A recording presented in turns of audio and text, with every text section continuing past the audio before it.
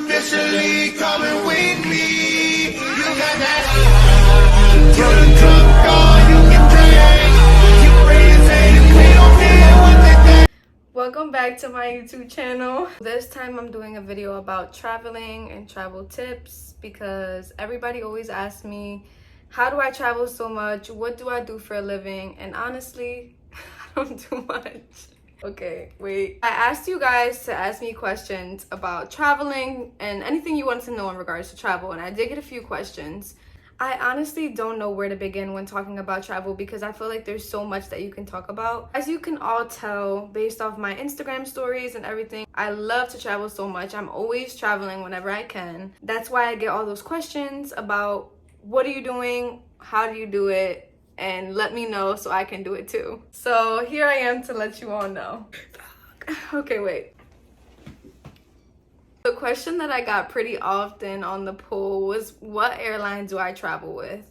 And I think that's pretty funny that everybody keeps asking me that specific question because honestly, when I travel, the airline is the least of my worries. That's the one thing that I'm not as concerned about when I'm traveling. But the question was, what's my favorite airline and what's my least favorite airline when I'm traveling? I want to say I haven't traveled with too many airlines. Like, there's still airlines that I haven't yet used, like Delta. There's a lot of airlines that I still haven't traveled with. Now, some airlines that I have frequently traveled with include Southwest, American Airlines, Spirit, Frontier, and JetBlue. I must say, I most frequently travel with Frontier, and I know what you're thinking. That's the worst airline to travel with, and it is. And that's what I would say is my least favorite, Frontier. The reason why Frontier is my least favorite, okay, we all know the bad stories about them. It's ghetto, and you get flights delayed and all that stuff. But for me, Frontier is my least favorite airline because when I like to travel, I typically travel with only a book bag because the cheap airlines charge you an arm and a leg for an extra luggage. So when I travel in Frontier, or Spirit, I take my one book bag and I use it as a personal item, so I'm not charged additional. So my only fare would be the flight to get there and the flight to come back. Now, the problem with that is Frontier is now having a strict policy where if you bring a bag that's over a certain size, they bag check you, and when you're at the gate, they make you pay an extra $100 each way. And that's a problem because just checking in a regular bag, they only charge you about $75. So you're paying more money when you thought you were going to get in at a lower price. You may always be in situations where you're not exactly happy with the airline. So I wouldn't use ghetto as an excuse to not use Frontier, and I wouldn't use turbulence as an excuse because that's what some people also say about it. Yes, they are bad airlines, I must say, but that is the airline that I most frequently travel with, mainly because it's so cheap. Thinking on to what the best airline is, I always hear everyone saying American Airline is the best airline. Why? I don't know. They have this stereotype that everyone thinks they're the best. I think that JetBlue has been my favorite airline that I've traveled with. Why? Because the JetBlue planes that I've been in have a TV. They give you drinks and snacks. You have a lot of space. If you have the ability to travel with JetBlue at a cheap price, I definitely say take advantage and use JetBlue. Flights are crazy expensive no matter what airline you go on because you can even take an economy airline like Frontier and Spirit and you're still paying over $500 for a flight. That's why you have to use the tactic that I use, and this is a tip for you all. When you're buying your flights, make sure you do it between Monday and Wednesday after 11 p.m. but before the morning. Those are when you can find the cheapest airline tickets online. I've been to Orlando and Miami and I've only paid about $60 round trip. And that's why you see me in Florida so often. Now, there's other times where no matter what time you get a flight, the flight is still going to be kind of pricey because think about it. If some places are far, you're still going to be paying a lot of money. Another question that somebody asked me was, how do you feel about taking a vacation alone? And in regards to that question, I have to admit that most vacations that I've been on, I have not been alone. Usually I travel with somebody else. Typically I travel with one or two other people. There has been one time where I did travel alone, and that's when I went to Dallas, Texas. That was my furthest west that I've ever been, and that's not even that far because it's kind of like in the central area of the United States. But when I went to Texas, I traveled alone, and I must say that The experience was really nice. Personally, I don't enjoy traveling alone because I realized there's certain things that you can't do alone because it can be pretty boring. If you're looking for something that's peaceful, relaxing, you want to have self-growth, you want to understand yourself, you want to be in peace, then yes, I highly suggest traveling alone. But if you're looking for excitement, if you're looking for adventure, I wouldn't suggest traveling alone because you can't really have as much fun by yourself than you can when you have somebody with you. Now, there is some things that I probably would want to travel to alone. For instance, when I graduate, I kind of want to do a backpack trip through Europe. And that's something that I'd probably do alone. However, things are getting pretty dangerous in the world, so I'm not sure if I'd do that now. So another question that I got pretty often was, where do you look for tickets for traveling? And what places do you stay at? So when I travel and I book my airline flights, there's times where I book directly on the site, and there's other times where I book on something that I call Hopper. Hopper is an app that can find you the cheapest airline tickets, and it's at your most convenience because let's say I was finding a ticket to Puerto Rico and I was on Frontier's website. Frontier would show me there and back on Frontier and give me their price. However, if you're using the Hopper app, they would find you the cheapest ticket there, no matter what airline it is, and the cheapest ticket back, no matter what airline. So I can take a Frontier ticket to Puerto Rico and I can take a Spirit ticket back to the United States. Of course, there's other times when you can just search on Google Flights and they'll also show you the cheapest tickets. Sometimes I do that as well. In regards to where I stay when I travel, I have to say that I stay in a variety of different places. There's times where I have stayed at Airbnbs, there's times where I have stayed at hotels, and there's times that I've stayed at resorts. I must say, of course, my favorite is when you're at an all-inclusive resort because you have everything at your fingertips. You don't have to do anything, you don't have to go far. You pay one price and you have everything included. And who doesn't love that? Most frequently, I use Airbnb. I've come to realize that Airbnb isn't as great all the time because there's times where you can get an Airbnb and they charge cleaning fees, just an extra fee on top of what you're already paying. And then there's times where you can book a hotel and you're paying, I wouldn't say half the price, but you're paying closer to a lower price. When I stay in Airbnbs, I always try to find a good, reasonably priced Airbnb, but I think using Airbnb is beneficial because you can stay exactly in the area that you want to stay in. So when there's times that I've traveled to Mexico, if you get an Airbnb in the spot that has all the tourists, you're around all the action. Sometimes when you look for a hotel that's around all the action, those hotels will cost you an arm and a leg. You're paying $1,000 for a hotel that's in the Cancun resort area when you can be paying about half the price for an Airbnb in that area. Somebody asked me how many days is ideal for travel to get a full experience. I can't give you a guarantee answer because there has been times where I've traveled to places and I've stayed for 5 days and 5 days felt like too much and 5 days was not enough. So it really depends on where you're going and what you want to do while you're there. There's a lot of factors that go into play when thinking about how long you want to stay somewhere. If you don't know how long you want to stay somewhere, a comfortable thing that I do is I give myself about 4 to 6 days at a place because I think 3 is not enough. And I think over 6 is kind of extending your stay too long. Give yourself enough time. And then you know for next time, if that time period wasn't enough for you, then you know to look for more days. Another question that somebody asked me is, what's the first step to take to save for trips? This one is highly debatable.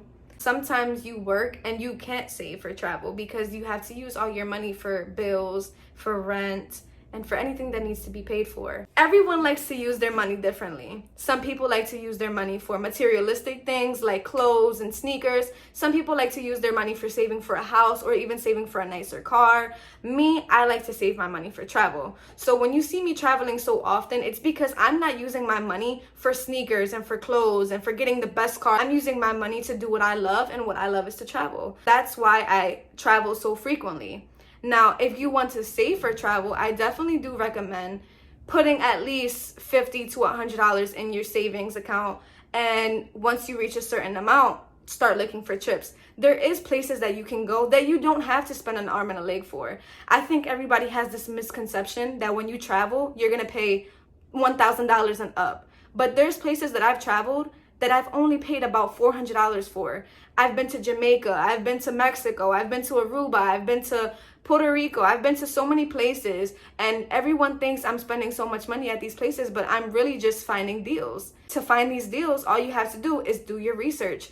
Go on Google, search things up, watch TikTok videos. There's a lot of things that can help you when finding stuff for travel. So it's all about what's in your means and what you can have access to. Traveling is 100% what you make it. There's not going to be a perfect travel. There's not going to be this planned out itinerary. You have to take initiative to do what you want when you travel to these places. I have a planner personality. So before planning a vacation, I make sure I know where I'm staying, the flight that I'm using, how much everything is going to cost, what excursions I want to do, because I'm an excursion lover. I like to go places and I like to experience everything at that place that's popular. So for instance, I'm planning a trip soon to Colombia. I know that when I go to Colombia, everybody does the mud bath volcano, everyone goes to the 5 islands. I'm going to make sure that I put in my budget enough money to be able to do those excursions, to have a nice place to stay, to have a good flight, and to be able to eat. This might seem like a thing that's common sense, but get your passport. Not everybody has their passport and they want to travel to all these places.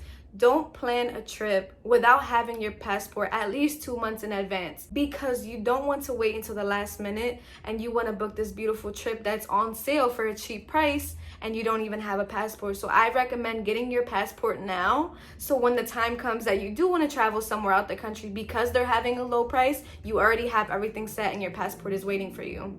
Make sure you're doing your research when you're traveling, because there has been times where I've wanted to go to countries that I didn't realize that you need certain things to get into that country. For instance, last year I was thinking about going to Cuba because Cuba was having a very cheap flight. When I looked into it and I saw information, I found out that in order to get into Cuba, not only do you need your passport, but you also need to have a visa, which also costs above $100. And the trip would have been in 2 months, and a visa for getting into Cuba takes at least 2 months. So if I would have booked that trip without having my visa and doing my research about Cuba, I would have not been able to go to that trip. Make sure when you're traveling with the right people. And I say that not because I've traveled with anybody bad, but I know that you can have bad experiences. Because let's say you want to go somewhere and your plan is to have an adventure. Somebody else might want to go to that country and they want to have a peaceful, chill time and they don't want to spend money. So now you're stuck not knowing what to do, because one person wants to relax and one person wants to go on an adventure, and you're gonna bump heads, or you're gonna end up doing stuff by yourself. It can also be beneficial to travel with somebody, and that's why I suggested before that I don't really travel alone. I usually travel with somebody. Why? Because you can split the cost. Splitting the cost with somebody on a trip makes it more financially easier for everybody to travel, because you're splitting the cost for the Airbnb, you're splitting the cost for food, you're splitting the cost for excursions, and let's say you do want to rent a car, then you can split the price of the car as well. I typically never rent a car when I go on vacation because I'm under 25, and I don't know why they charge an arm and a leg plus insurance when you're traveling outside the country and inside the country for renting a car. If you are traveling inside the States, I highly recommend Turo, because they have so many car options and they don't charge you all those extra hidden fees that they charge you at renting car centers. I would say my favorite place so far is Jamaica. And I tell this to everybody and they always say I talk about Jamaica so much, but Jamaica felt so surreal to me and it was so beautiful that I wish I could stay there every day. Now, don't get me wrong, it was pretty dangerous in Jamaica. Jamaica was not only the best place that I went to, but it was the only place that I felt so scared for my life. Because when I stayed in Jamaica, I stayed in the city area, so the locals were really close by, and we got close with one local and he tried to bring us around the city area, because we were in the city but like more where the tourist stuff was still at, but he wanted us to go to the deep city. And when we were there, I just felt like I could have lost my life, and that was a dangerous situation that I would never put myself in again. But everything was beautiful. That was the clearest water that I've ever seen, and I've also seen pretty clear water in Puerto Rico and Aruba.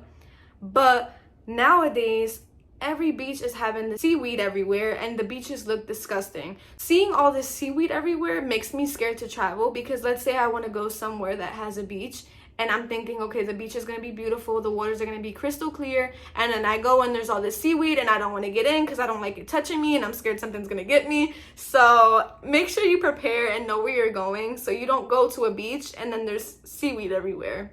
My least favorite, I'm not even gonna say my least favorite place that I've been, because every place that I've been has been, there's always something good at everywhere you can go. Domestically, my favorite place that I've been to was, of course, Florida. Like, I'm always in Florida. You guys know this already. It feels like vacation every day, even when you're there for like a long time, because there's been times where I've been to Florida for 2 months straight because I was there for the summer. It still feels like vacation no matter how long you're there. Maybe that's just me, but that's how I feel. So far, I've traveled, I want to say, around the Central America, Caribbean area. I want to travel to Asia. One of my goals is to travel to, I want to tell them my goal actually. That's too much. I'm giving too much tea right there. There's so many other places that I want to travel to. The whole world is beautiful and there's so many different things you can see. Even domestically, like I still want to do the Grand Canyons. I still want to go to California. There's places that I still haven't been. You guys think I travel all the time, but I live a real life and I don't travel all the time. All I can say to you guys is traveling is amazing. Traveling is definitely a privilege that everybody doesn't have access to, unfortunately. But if you do have the savings, if you can save for it, if you can make time for it, I highly suggest traveling because it's a beautiful thing to do. It makes you feel good. And I would travel for a living and all day, every day if I could. But I can't right now. I'm still a student and I'm still working a full-time job. Make the best out of what you can. That's all I can say. Try to travel if you can. If you need other tips, feel free to reach out to me. I always love helping people with traveling and telling people more tips. Thanks for watching my video, and I hope you have a great rest of your day. I see you, I see you. All these girls in the club, I got my eyes on you.